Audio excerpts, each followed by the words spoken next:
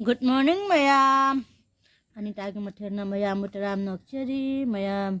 Aigi nacha lay che salam me lay che ahum sale mari salam ama kana tau kara man gare. Ngasi su blog oina pura lakchare.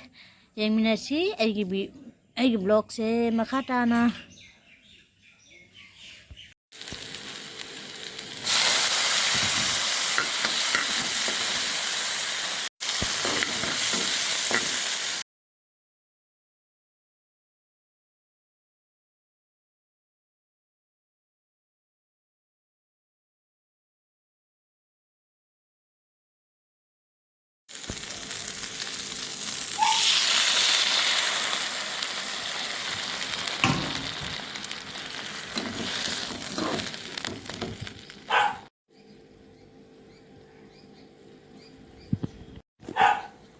Mayam ayuk ki breakfast se Maggi oina thonge.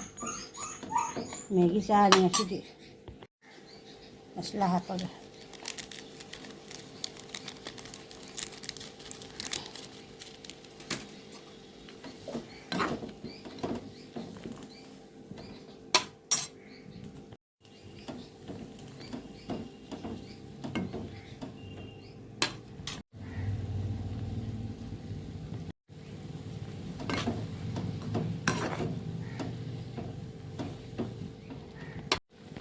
Maggi se Maggi masla so hape morok ko kadang hape sabol lage.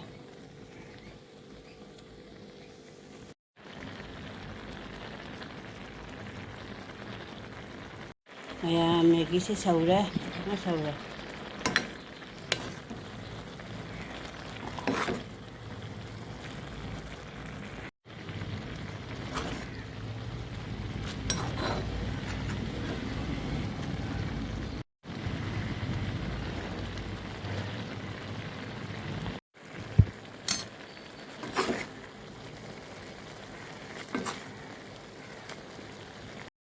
Mayam Maggi se mulla juk apa breakfast saran.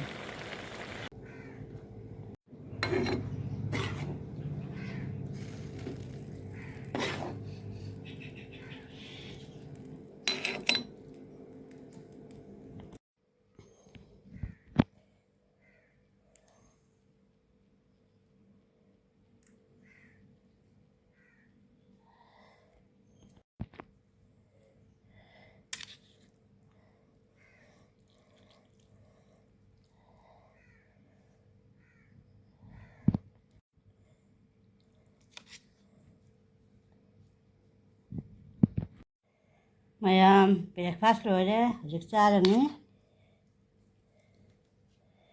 Maggi oina saran ni asidi. Mayam ngasi sunu kiri nung se khajana chuye adina uti thongani.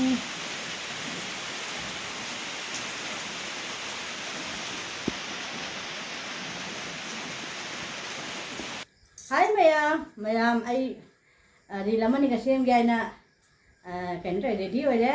Mayam ai lukti mo mayam haja pa tedra ye kadar ka teksan le ngasi di durgai magi jegoi thadoi.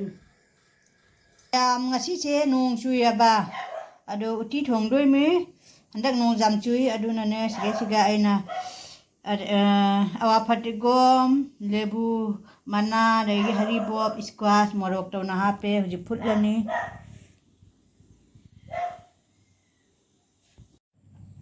Mayam uti thong ba sida lai re uti thong ba loi re ji sinju to lani.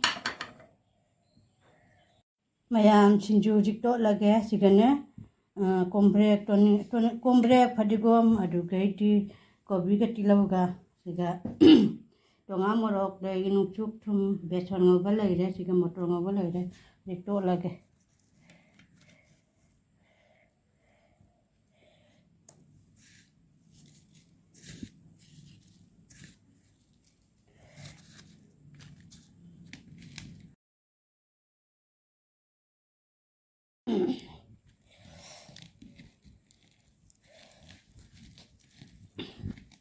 Mayam sinju je morok tonga dah na to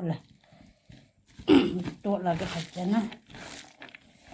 Ini sudah yang dah.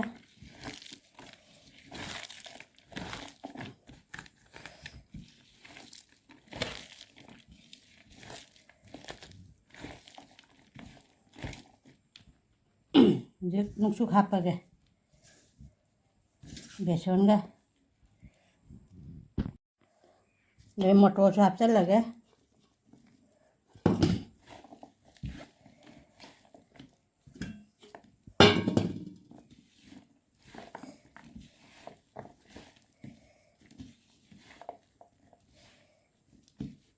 ꯃꯌꯥꯝ ꯁꯤꯡꯖꯨꯁꯤꯗꯤ ꯄꯥꯝꯃꯤ ꯑꯩꯈꯣꯏꯗꯤ ꯁꯤꯡꯖꯨ ꯄꯥꯝꯃꯤ ꯐꯖꯅ ꯑꯩꯗꯤ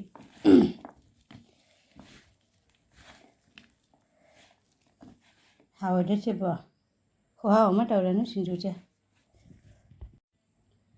ꯃꯌꯥꯝ ꯁꯤꯡꯖꯨ ꯂꯣꯏꯖꯔꯦ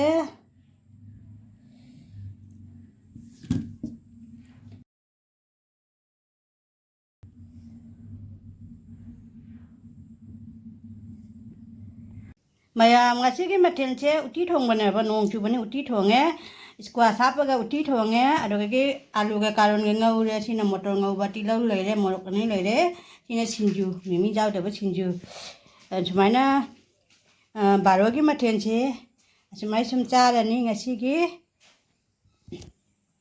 ꯅꯣꯡ ꯆꯨꯕꯅꯤ ꯎꯇꯤ ꯑꯣꯏꯅ ꯆꯥꯗꯧꯕꯅꯤ